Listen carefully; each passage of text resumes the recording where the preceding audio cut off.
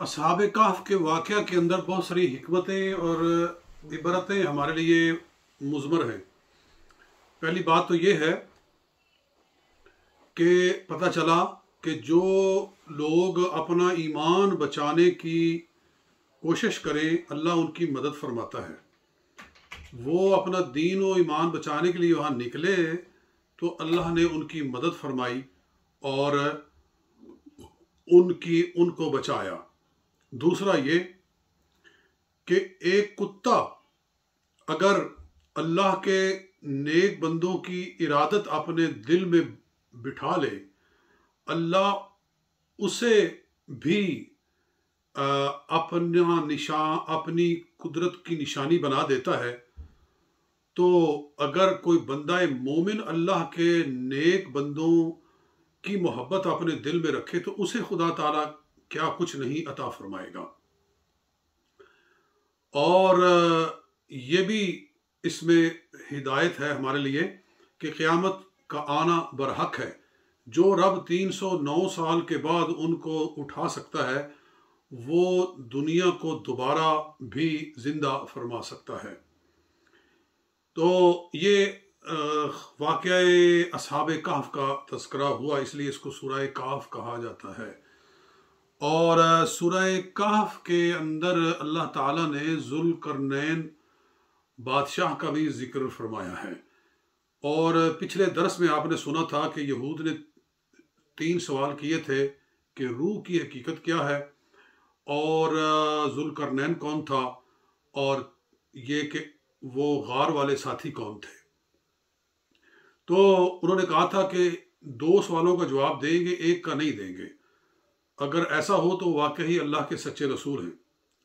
चुनांचे रूह के बारे में जो सवाल हुआ तो उसके बारे में फरमाया गया कि कुल रूह मिन अम्र रब्बी, रूह अब मेरे रब की एक उसके अमर से एक चीज़ है। फिर जवाब नहीं दिया उसकी हकीकत के बारे में। और असहाब कहफ के बारे में बताया और ज़ुल्करनैन के बारे में बताया। तो चाहिए था कि यहूद को कि वो जब जान गए कि ये वाकई अल्लाह के सच्चे रसूल हैं, जिस तरह की निशानी उन्होंने पूछी थी उसी तरह ही उनको बता दी गई, फिर तो उनको ईमान लाना चाहिए था। लेकिन जब दिलों पे ताले लग जाएं तो वो अल्लाह के हुक्म के बगैर नहीं खुल सकते। तो वो फिर भी अपने कुफर पर ही डटे रहे, ईमान न लाए। और ज़ुल्करनैन का वाकया ये था कि एक बादशाह था जिसने इरादा किया कि मैं देखूंगा कि सूरज निकलता कहाँ से है और सूरज चढ़ता कहाँ से है, मैं मतल शम्स और मगरिब शम्स को देखूंगा। तो उसने सफ़र किया और वो सफ़र करते करते ऐसी जगह पर पहुंचा कि वहाँ आगे से उसको कोई ज़मीन नज़र नहीं आ रही थी और फिर पानी ही पानी दिखाई दे रहा था। तो उसने देखा कि पानी में सूरज डूब रहा है। तो उसने यही समझा कि सूरज पानी में ही डूबता है। और फिर वो मतल शम्स की तरफ चला और वहाँ फिर उसने वो कौम देखी जिसका अल्लाह ने जिक्र फरमाया, याजूज व माजूज का। तो लोगों ने कहा कि याजूज व माजूज यहाँ बड़ा फसाद करते हैं, तो आप इनके और हमारे दरमियान में एक दीवार बना दें।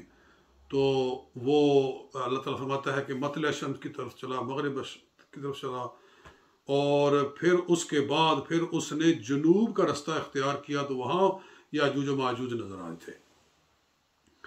उसका तज़किरा किया गया है। तो ये सूरह कहफ है। आगे सूरह मरियम।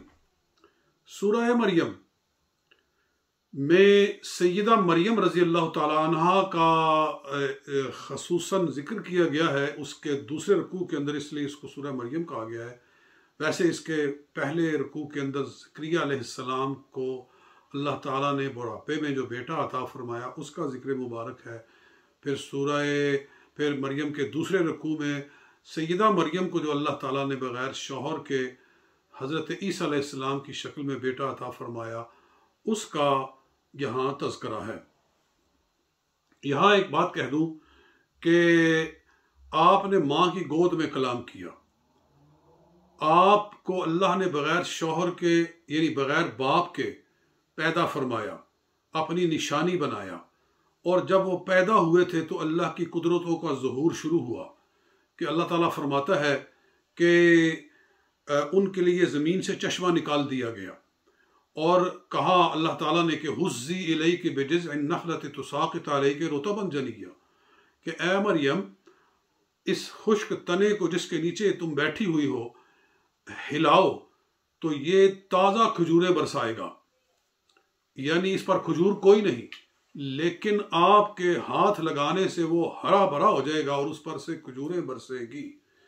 ये सारी अल्लाह ताला ने निशानियां हज़रत ईसा अलैहिस्सलाम की विलादत के मौका पर जाहिर फरमाई। फिर उन्होंने माँ की गोद में कलाम फरमाया। फिर जब वो बड़े हुए, ऐलान नबूवत फरमाया, तो उनसे जो मोजज़ात जाहिर हुए कि फरमाया उबरिउल अकमह वल अबरस व उह्यिल मौता बिइज़्निल्लाह, मैं अल्लाह के हुक्म के साथ मैं कोड़ियों को शिफा दे देता हूँ, मैं नाबीनाओं को बीना कर देता हूँ और मैं मुर्दों को जिंदा कर देता हूँ। ये सारे अल्लाह के निशान और ये मोजज़ात उनकी ज़ात से जाहिर हुए।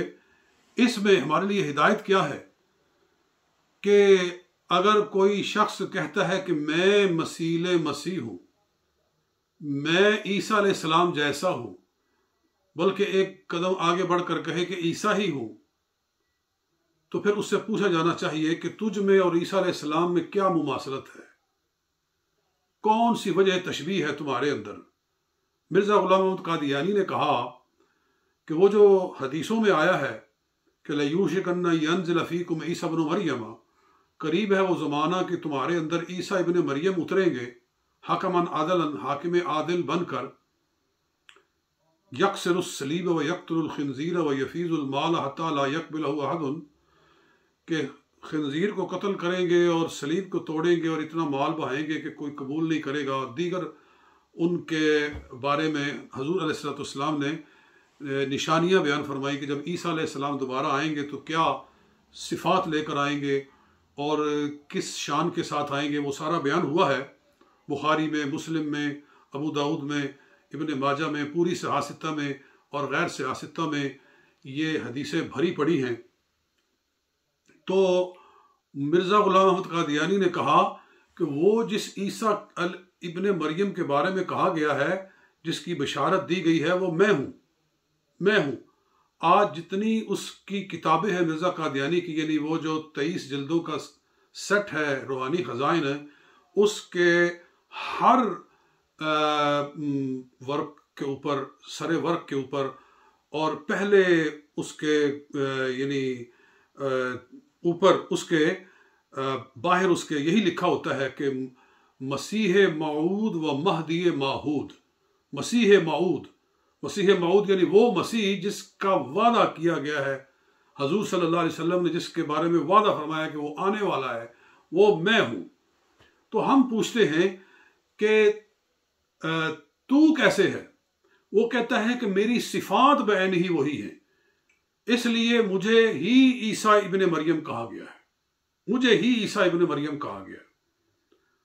तो हम पूछते हैं कि ईसा इब्न मरियम का तो अल्लाह ताला ने कुरान पाक में जिक्र फरमाया कि वो तो बगैर बाप के पैदा हुआ था, तो तेरा तो बाप है, तो सबसे पहले तो तुझे अपने बाप से इनकार करना चाहिए कि मेरा कोई बाप नहीं है, तो उसके बाद फिर आगे बात चलेगी।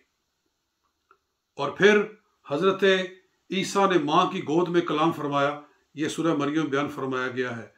फिर उनकी वालदा के हाथ लगाने से खुश्क तना हरा हो गया, अल्लाह ताला जिक्र फरमा रहा है। तो बताइए तेरे अंदर वो कौन सी चीज़ है? फिर वो इब्ने मरियम, अल्लाह ताला बार बार फरमा रहा है ज़ालिका ईसा इब्नु मरियम, यानी सूरह मरियम के अंदर भी अल्फाज ज़ालिका ईसा इब्नु मरियम, वो ईसा इब्ने मरियम है। तू कैसे ईसा इब्ने मरियम? तेरा नाम ईसा था, मिर्ज़ा ग़ुलाम अहमद क़ादियानी का नाम ईसा था, उसकी माँ का नाम क्या मरियम था जी। तो सब किताबों खुद लिख रहा है कि मेरी माँ का नाम चिराग बीबी है। फिर शर्म नहीं आती है कि किस तरह वो सारी हदीसें अपने ऊपर चस्पा कर रहा है। लेकिन यह है कि जब हया ख़त्म हो जाए, जब शर्म ख़त्म हो जाए, तो बेहया बाश हर ख्वाही कुन जी। इज़ा लम तस्तही फसना माशे था, जब तुझे हया नहीं है तो फिर तू जो चाहे कहे। बहरहाल ये सारी बातें इस सूरह मरियम के अंदर बयान फरमाई गई हैं। आगे हज़रत इब्राहीम अलैहिस्सलाम का ज़िक्र मुबारक है, हज़रत इस्माईल अलैहिस्सलाम का कि इन्नहु काना सादिक़ल वाद व काना रसूलन नबिय्या, हज़रत इदरीस अलैहिस्सलाम का ज़िक्र है इन्नहु काना सिद्दीक़न नबिय्यन व रफ़अनाहु मकानन अलिय्या। ये सारे अंबिया किराम का ज़िक्र मुबारक इस सूरह मरियम के अंदर किया गया है। और उसके बाद फिर सूरह ताहा चलती है, ये 16वें पारे के हाफ से लेकर इसके आखिर तक। सूरह ताहा, ताहा से शुरू हुई है, ताहा ये हरूफ मुक़त्तआत में से है। इनका माना अल्लाह ताला जानता है, उसके महबूब सल्लल्लाहु अलैहि वसल्लम जानते हैं। ये हरूफ जो हैं ये हरूफ मुक़त्तआत मुतशाबहात में से हैं कि मा ला यअलमु तअवीलहु इल्लल्लाह, इनकी तावील अल्लाह के सिवा कोई नहीं जानता। अलबत्ता हजूर सल्लल्लाहु अलैहि वसल्लम के बारे में उलमा ने फरमाया, मुफस्सिरीन ने, कि हजूर अलैहिस्सलातु वस्सलाम जानते हैं, क्योंकि अल्लाह ताला ने खुद फरमाया कि हम कुरान इसलिए आप पर नाजिल फरमाते हैं ताकि आप समझें इसको। तो हजूर सल्लल्लाहु अलैहि वसल्लम का जानना ज़रूरी है। और एक रिवायत के मुताबिक ताहा ये हजूर सल्लल्लाहु अलैहि वसल्लम के अस्मा में से भी है, इसलिए आपको ताहा और यासीन के नाम से भी याद किया जाता है। बहरहाल सूरह ताहा के शुरू ही से अल्लाह ताला ने मूसा अलैहिस्सलाम का ज़िक्र मुबारक जो है वो शुरू किया है, और सूरत के करीबन एंड तक ये जनाब मूसा अलैहिस्सलाम का ज़िक्र मुबारक इसमें चलता जा रहा है। और उसमें वो बात भी आई कि कहा रब्बि इश्रह ली सदरी व यस्सिर ली अमरी वहलुल उक़दतम मिन लिसानी यफ़क़हू क़ौली। जब आपको एज़ाज़ नबूवत से नवाजा गया और ताज नबूवत आपके सर पर रखा गया, तो उस वक्त आपने दुआ फरमाई कि ए अल्लाह मेरा सीना खोल दे, व यस्सिर ली अमरी मेरा मामला आसान कर दे, वहलुल उक़दतम मिन लिसानी मेरी ज़बान से गिरा निकाल दे। आपकी ज़बान में एक गिरा थी, वो ये थी कि बचपन में आपने एक कोयला धड़कता हुआ अंगारा उठाकर अपनी ज़बान पे रख लिया था। एक मरतबा आपको अल्लाह ने फ़िरऔन की गोद में पाला था। फ़िरऔन के गोद में आप बैठे हुए थे, तो आपने थप्पड़ रसीद किया उसको, जैसे कि एक बच्चा ऐसे लगा दे, तो वो इतना ज़ोरदार था कि उसका सर चकरा गया। उसने कहा एक बच्चे के अंदर इतनी ताकत नहीं होती कि जिस तरह इसने मुझे थप्पड़ लगाया है। तो कहने लगा ये तो वही बच्चा लगता है कि जिसके बारे में नजूमियों ने कहा था कि उसके हाथ पे मेरी हुकूमत का खात्मा लिखा हुआ है, ये वही है, कत्ल करो। तो हज़रत आसिया जो उसकी बीवी थी, उन्होंने फरमाया कि ये किन ख्यालों में तू पड़ गया है।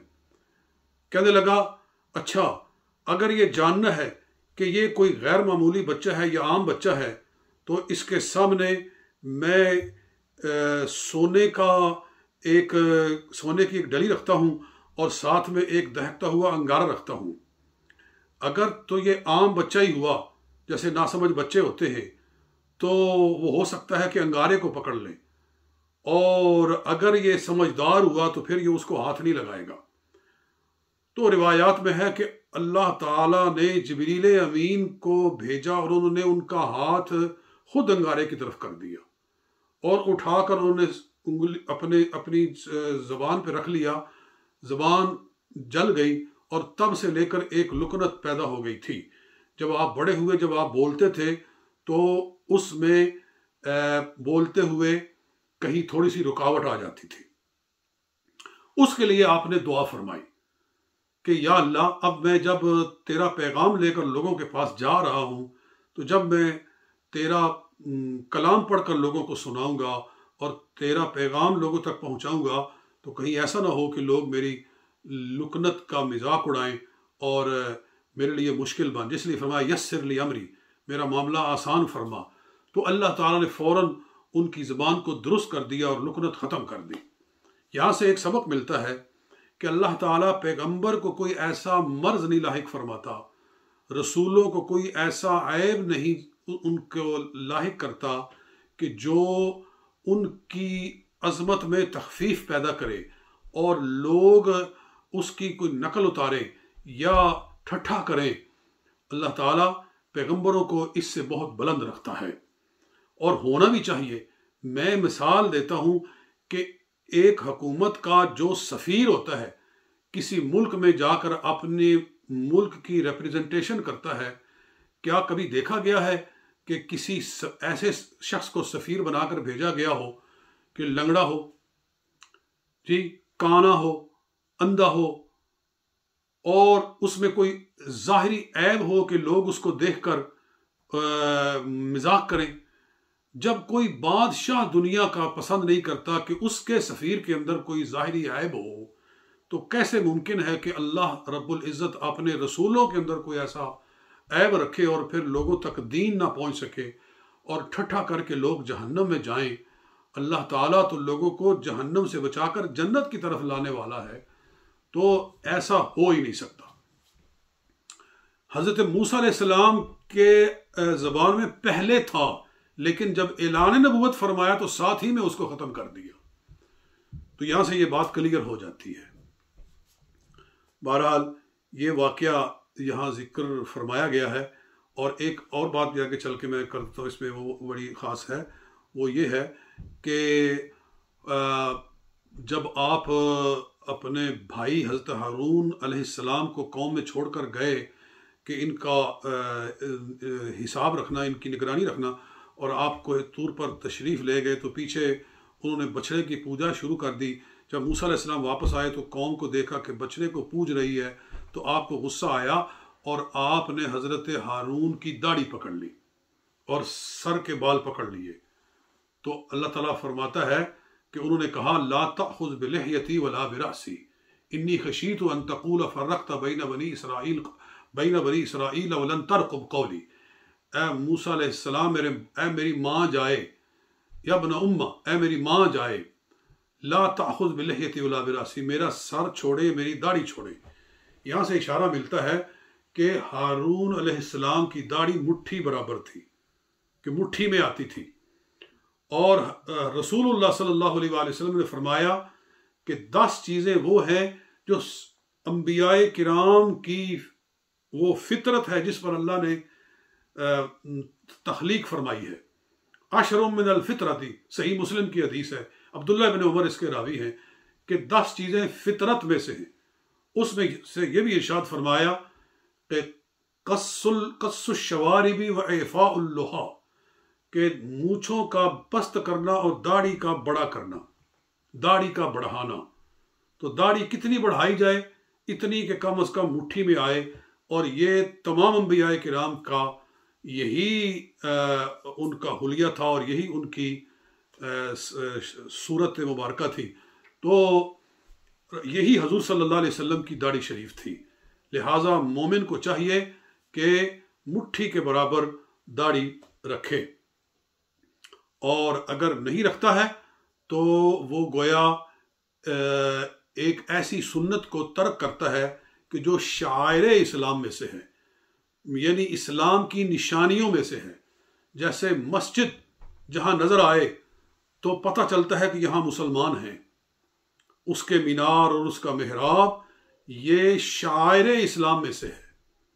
इसी तरह अजान शायरे इस्लाम में से है, जहाँ अजान दी जाएगी पता चलेगा कि मुसलमान है और अजान देने वाला मुसलमान है। नमाज शायरे इस्लाम में से। इसी तरह जितनी इबादत है ये सब शायरे इस्लाम है। इसी तरह दाढ़ी शरीफ भी शायरे इस्लाम में से है कि जहाँ भी कोई दाढ़ी वाला नजर आएगा तो उसके मुसलमान होने का खुद ब खुद ही पता चल जाएगा। तो इसको मिटाना, ये गोया इस्लाम की निशानी को मिटाना है, और इसको सुन्नत से कम करना ये भी नाजायज़ है। उलमा ने इसको हराम कहा है। शेख अब्दुल हक मुतज़िली रहमतुल्लाह तआला अलैह ने हराम फरमाया है। आला फ़ाज़िल बेरी रहमतुल्लाह तआला अलैह ने फरमाया हराम, हराम, सख्त हराम। और इमाम इब्ने हम्माम से लेकर मुल्ला अली कारी और इसी तरह इमाम इब्ने आबिदीन शामी और इमाम हस्कफ़ी, जितने हमारे बड़े बड़े फ़ुक़हाए किराम हैं, वो सब लिख गए हैं कि अम्मा क़स्सुल लिह्यति अन हद्द सुन्नति अनिल क़ुब्ज़ति फ़लम युबिह अहदुन। वो फरमाते हैं कि कब्ज़े से कम दाढ़ी रखना लम युबिह अहदुन, इसको किसी ने भी जायज़ नहीं कहा है, यानी सब इसको नाजायज़ कहते हैं। तो फ़ुक़हाए किराम के इज्तिमाई फ़तवे के मुताबिक दाढ़ी को मुट्ठी से कम करना ये जायज़ नहीं है, नाजायज़ है। तो ये पैगाम भी आपको देना इसके अंदर मकसूद था। और सूरा मैंने पहले आपके सामने ताहा रखी, फिर उसके बाद आज सिलसिला जो शुरू हुआ है, हाँ, पहले सूरह कहफ बयान हुई है, फिर सूरह मरियम का ज़िक्र मुबारक हुआ, फिर सूरह ताहा। ये 3 सूरतें जो हैं, इनको हमने किसी हद तक इनके मज़ामीन का अहाता किया है।